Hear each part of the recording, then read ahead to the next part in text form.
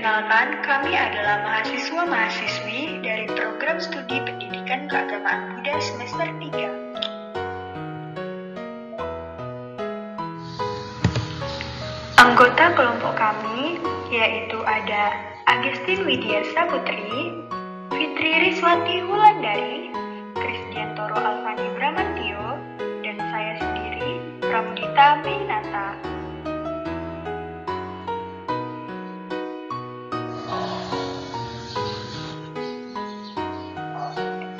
Di sini kami akan memberikan 6 penjelasan, yang mana pertama tentang latar belakang peristiwa, yang kedua isi dari Sutta Nakulapita, yang ketiga makna dari Nakulapita Sutta, yang keempat kaitannya dengan kehidupan sekarang, yang kelima mengenai studi kasus, dan yang keenam kesimpulan.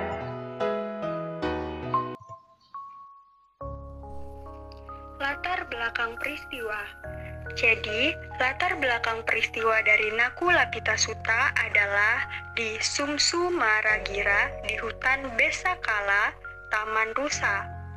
Ketika itu, Sang Buddha berdiam di antara para baga. Dan ada seorang umat rumah tangga bernama Nakulapita, di mana Nakulapita ini sudah berusia lanjut. Dan dia memberikan hormat kepada Sang Buddha. Kemudian, Nakulapita ini meminta Sang Buddha untuk menasehatinya dan berkata, "Saya sudah tua yang mulia, tua dibebani dengan tahun-tahun, lanjut usia mencapai tahap terakhir, menderita jasmani, sering sakit. Saya jarang bertemu dengan yang terberkahi dan para biku yang patut dihormati. Biarlah yang terberkahi menasihatiku yang mulia, biarkan dia mengajariku, karena itu akan menuntun pada kesejahteraan dan kebahagiaanku untuk waktu yang lama."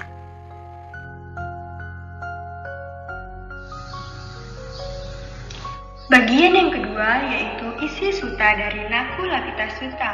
Jadi, isinya mengenai yang pertama, khotbah Sang Buddha atas pernyataan Nakulapita. Di latar belakang tadi sudah disebutkan bahwa Nakulapita meminta nasihat kepada Sang Buddha. Dan di sini, Sang Buddha menjawabnya dengan berkhotbah. "Memang demikian rumah tangga, memang demikian. Tubuhmu menderita, membungkuk, terbebani. Jika siapapun yang membawa tubuh ini mengaku sehat bahkan selama saat, apakah itu kalau bukan dungu? Oleh karena itu, rumah tangga, engkau harus berlatih sebagai berikut. Walaupun tubuhku menderita, namun batinku tidak akan menderita. Demikianlah engkau harus berlatih." Kemudian isi sutta yang kedua mengenai penjelasan Yang Mulia Sariputta terhadap Nakulapita.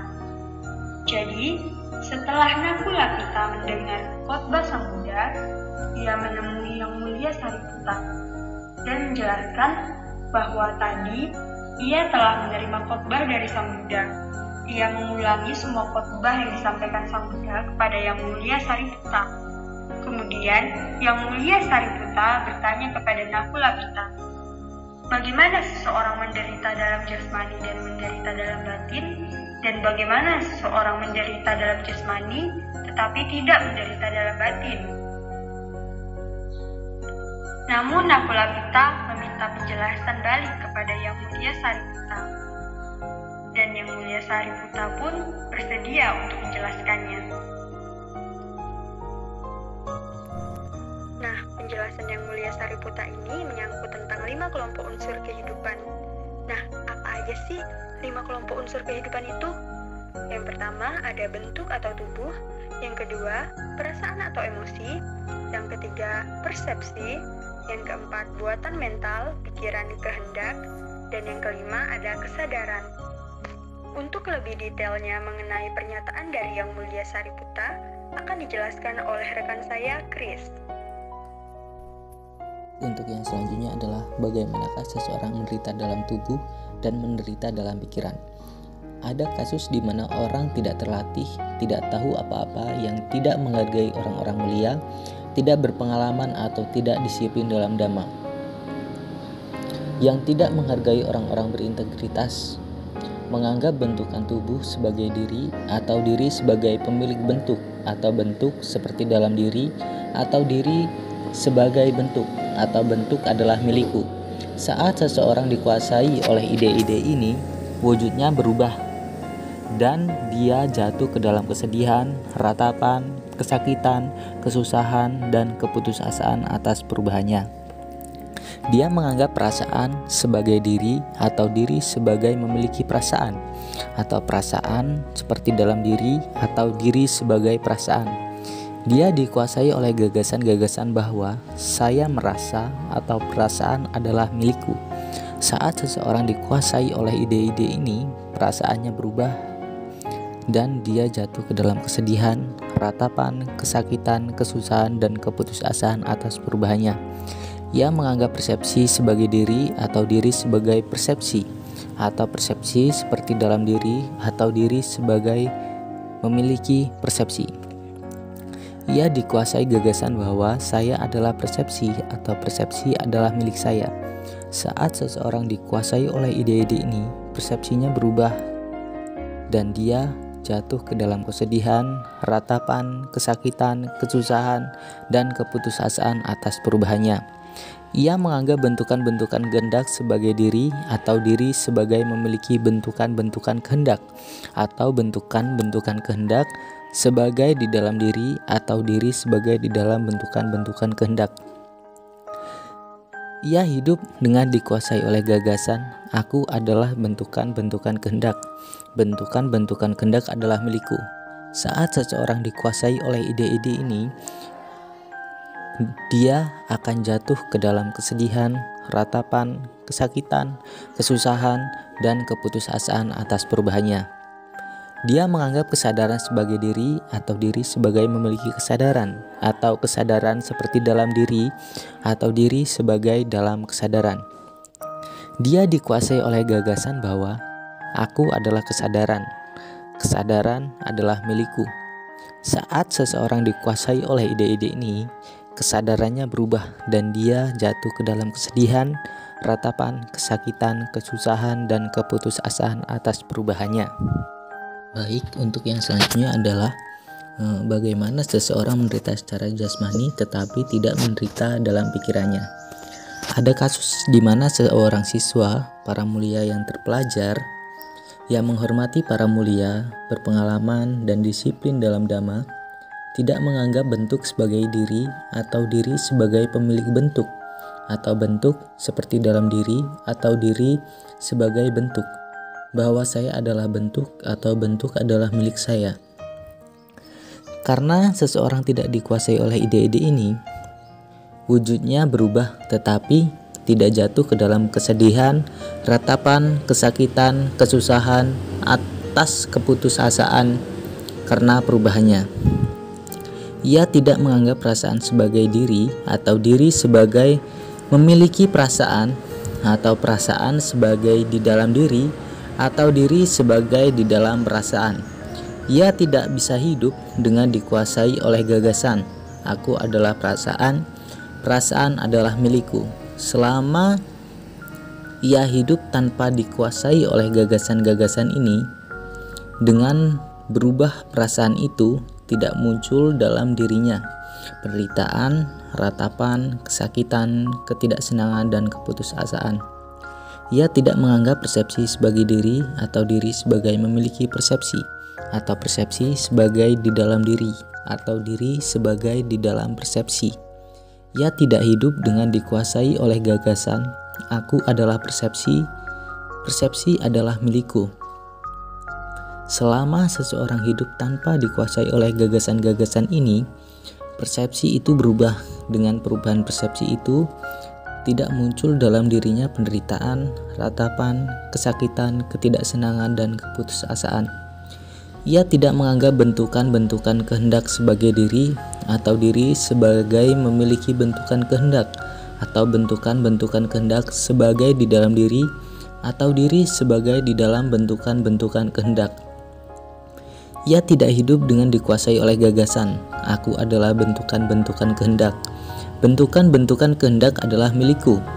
Selama seseorang hidup tanpa dikuasai oleh gagasan-gagasan ini, bentuk-bentukan kehendak itu berubah. Dengan perubahan bentukan-bentukan kehendak itu, tidak muncul dalam dirinya penderitaan, ratapan, kesakitan, ketidaksenangan, dan keputusasaan.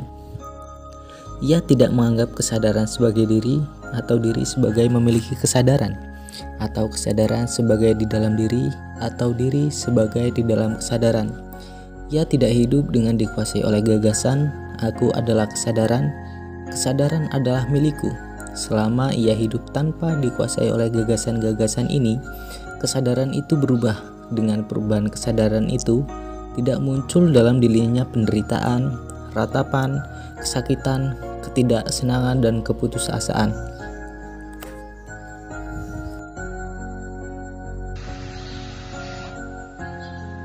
Selanjutnya yaitu makna.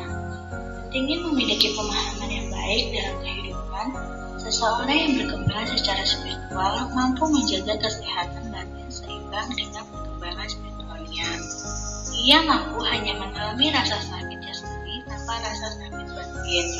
Ketahuilah bahwa kesehatan batin seimbang sangat penting. Berusahalah untuk mulai mengubah cara berpikir dengan baik, dengan menghindari terhadap 5 pokok kehidupan, maka akan mendapatkan kebahagiaan. Memang tidak mudah untuk melepaskan kebanggaan secara sempurna.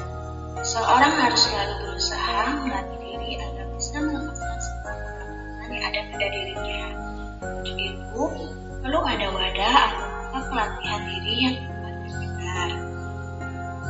Selanjutnya, kaitan dengan kehidupan. Yang pertama, dalam ajaran agama Buddha, tubuh manusia mengalami perubahan terus-menerus dalam proses penambahan usia. Dalam kehidupan, kita harus menyadari bahwa tubuh pastinya akan memiliki perubahan secara terus-menerus dengan bertambahnya usia, yang mana ini merupakan anicca atau ketidakberalan. Maka dari itu, jangan pernah menganggap bahwa tubuh ini milik kita. Yang kedua, seseorang pasti akan mengalami perasaan yang berubah-ubah. Misalkan ada seseorang yang memiliki perasaan senang, sedih, benci, dan marah. Perasaan ini timbul karena adanya seseorang yang sedang mengalami suatu masalah dalam kehidupannya. Dalam kehidupan kita harus mempunyai kemampuan diri untuk dapat mengelola perasaan dan menghadapi kesulitan sehari-hari. Dengan menjaga perasaan dengan baik, maka kita akan merasakan beberapa efeknya, seperti suasana hati yang baik dan membantu menikmati hidup penuh dengan kebahagiaan. Yang ketiga, persepsi. Persepsi berarti kita mempunyai sebuah konsep tertentu tentang sesuatu. Dalam kehidupan, kita pastinya mempunyai sebuah konsep tentang sesuatu yang kita lihat, dan dalam persepsi ini akan menimbulkan perbedaan pendapat. Persepsi dalam diri setiap orang tidak bisa disamakan. Pastinya dari dalam diri seseorang mempunyai pendapat dan persepsi yang berbeda-beda. Yang keempat, pikiran. Pikiran adalah karunia yang sangat penting yang dimiliki oleh manusia. Dalam kehidupan, setiap manusia harus menjaga pikiran dari pikir yang tidak baik, karena pikiran dapat dengan mudah menguasai kita. Sebaiknya, dalam kehidupan kita seharusnya memiliki kemampuan berpikir yang baik agar dapat menimbulkan kebahagiaan dan terbebas dari penderitaan. Yang kelima, kesadaran. Kesadaran memiliki peranan yang sangat penting dalam menjaga pengendalian pikiran kita. Dalam kehidupan, memiliki kesadaran sangatlah penting. Seseorang bisa dikatakan memiliki kesadaran jika seseorang tersebut memahami emosi yang sedang dirasakan atau yang lainnya. Kesadaran berperan penting dalam mengendalikan pikiran, sehingga niat-niat buruk pada diri orang itu tidak muncul. Dalam kehidupan, kita harus menjaga pikiran, tindakan, dan perkataan, agar di antara sesama dapat saling menabur kasih dan sayang, serta semangat saling menghormati. Dalam kehidupan kita yang sekarang, kita tidak boleh menganggap bahwa bentuk atau tubuh sebagai diri atau diri sebagai pemilik tubuh. Kita juga tidak boleh menganggap bahwa perasaan sebagai diri atau diri sebagai memiliki perasaan. Kita juga tidak boleh menganggap persepsi sebagai diri atau diri sebagai yang memiliki persepsi. Kita juga tidak boleh menganggap buatan atau mental sebagai diri atau diri memiliki buatan. Kita juga tidak boleh menganggap kesadaran sebagai diri atau diri sebagai memiliki kesadaran, atau kesadaran seperti dalam diri atau diri sebagai dalam kesadaran. Karena jika dalam kehidupan kita masih mempunyai persepsi seperti itu, akan menimbulkan kesedihan, ratapan, kesakitan, kesusahan, putusasaan, atau perubahan yang dialami dalam kehidupan. Selanjutnya akan dilanjutkan oleh Saudari Agustin.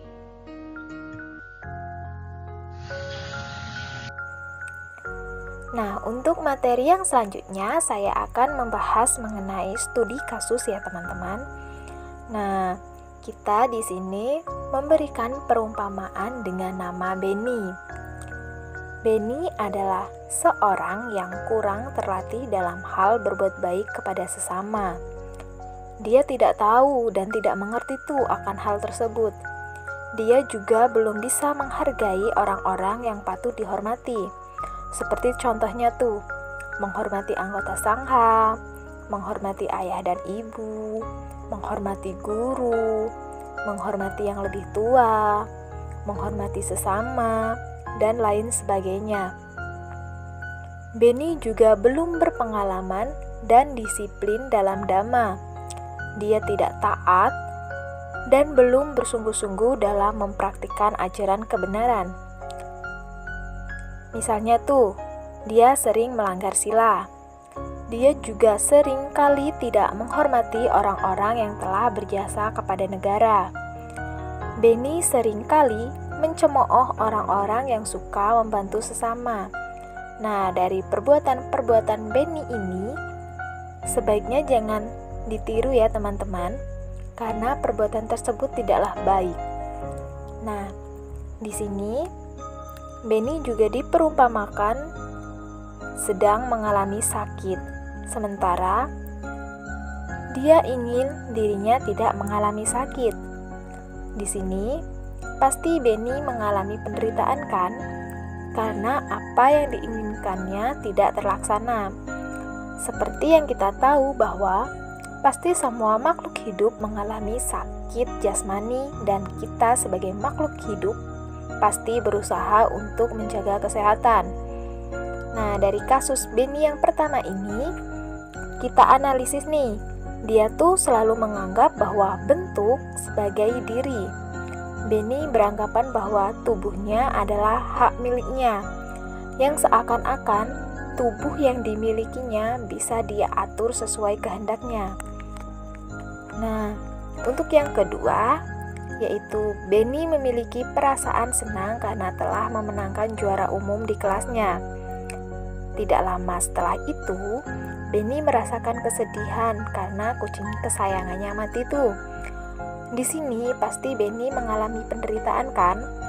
Karena yang tadinya merasa senang, kemudian timbul kesedihan. Ini membuktikan bahwa perasaan seseorang dapat berubah-ubah kapan saja. Tetapi, Benny tidak ingin mengalami perubahan yang terjadi ini. Nah, dari kasus Benny ini dapat kita analisis bahwa dia selalu menganggap bahwa perasaan sebagai diri. Benny beranggapan bahwa apapun yang Benny rasakan adalah miliknya. Selalu mengalami perasaan yang tetap seperti bahagia terus-menerus tanpa adanya perubahan yang menjadikan rasa bahagia tersebut berubah menjadi kesedihan atau sebaliknya. Untuk yang ketiga, yaitu Benny menganggap bahwa membunuh nyamuk merupakan hal yang benar dan wajar dilakukan. Akan tetapi, orang lain menganggap bahwa membunuh nyamuk itu adalah hal yang salah dan dapat melanggar sila pertama. Benny tidak tahu bahwa hal yang sepele ini akan menimbulkan penderitaan di kemudian hari. Tetapi Benny tetap kekeh atas gagasannya itu, karena menganggapnya membunuh nyamuk itu adalah hal yang benar. Nah, dari kasus Benny ini dapat kita analisis bahwa dia selalu menganggap bahwa persepsi sebagai diri. Benny beranggapan bahwa gagasan atau hasil dari pikirannya adalah miliknya. Dia tidak berpikir bahwa ada gagasan-gagasan dari orang lain yang pastinya tuh berbeda-beda ya. Nah, untuk yang keempat, yaitu Benny berpikir bahwa mabuk-mabukan adalah hal yang wajar dilakukan karena dapat menghilangkan stres contohnya. Hal ini dia lakukan terus-menerus karena dia sudah berkehendak melakukan hal tersebut, yaitu berpikir bahwa mabuk-mabukan dapat menghilangkan stres ya teman-teman. Padahal sebenarnya hal yang dilakukan Benny ini adalah salah dan dapat mengakibatkan penderitaan. Nah, dari kasus Benny ini dapat kita analisis bahwa dia selalu menganggap bentukan-bentukan kehendak sebagai diri. Benny beranggapan bahwa pikirannya adalah miliknya. Apapun yang dipikirkannya adalah miliknya. Dia tidak berpikir bahwa apapun yang dipikirkannya dapat berubah kapan saja. Nah, untuk yang terakhir atau yang kelima yaitu SMK Nusa Bangsa sedang cekcok dan mengalami tawuran dengan SMA Tunas Bangsa. Benny merupakan salah satu siswa SMK Nusa Bangsa. Bukannya melerai kedua belah pihak, Benny malah ikut serta dalam tawuran tersebut. Hal ini membuktikan bahwa Benny tidak memiliki kesadaran akan akibat dari tawuran tersebut. Nah, dari kasus Benny yang terakhir ini dapat kita analisis bahwa dia selalu menganggap kesadaran sebagai diri. Benny beranggapan bahwa kesadarannya adalah miliknya. Hidupnya Benny dikuasai oleh gagasan bahwa kesadaran Benny adalah punya dia. Jadi kita dapat menyimpulkan ya teman-teman dari 5 contoh kasus Benny di atas. Jadi karena Benny masih menganggap bahwa 5 kelompok unsur kehidupan yaitu bentuk sebagai diri, perasaan sebagai diri, persepsi sebagai diri, bentukan-bentukan kehendak sebagai diri, dan kesadaran sebagai diri adalah miliknya, maka dia belum mengerti akan makna dari dirinya sendiri. Hal tersebut menimbulkan kemelekatan dari diri Benny yang akan berakibat pada penderitaan. Seandainya Benny sudah mengerti 5 unsur kehidupan tersebut akan selalu berubah-ubah, maka dia tidak akan memiliki kemelekatan dan tidak timbul penderitaan, seperti mengalami kesedihan, ratapan, kesakitan, kesusahan, keputusasaan atas perbuatan yang dialami dalam kehidupan. Nah, untuk yang terakhir, saya akan memberikan kesimpulan mengenai materi kita kali ini.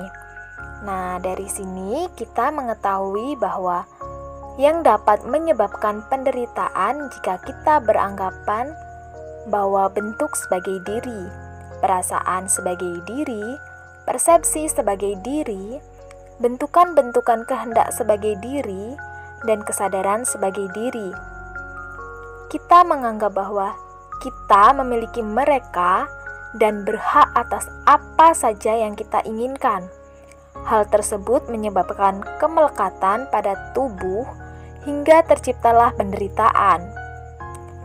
Jika kita sebagai manusia masih memiliki kemelekatan terhadap 5 unsur kehidupan tersebut, penderitaan akan terus muncul karena kita tidak mengerti dan tidak mempraktikkan ajaran kebenaran atau dhamma.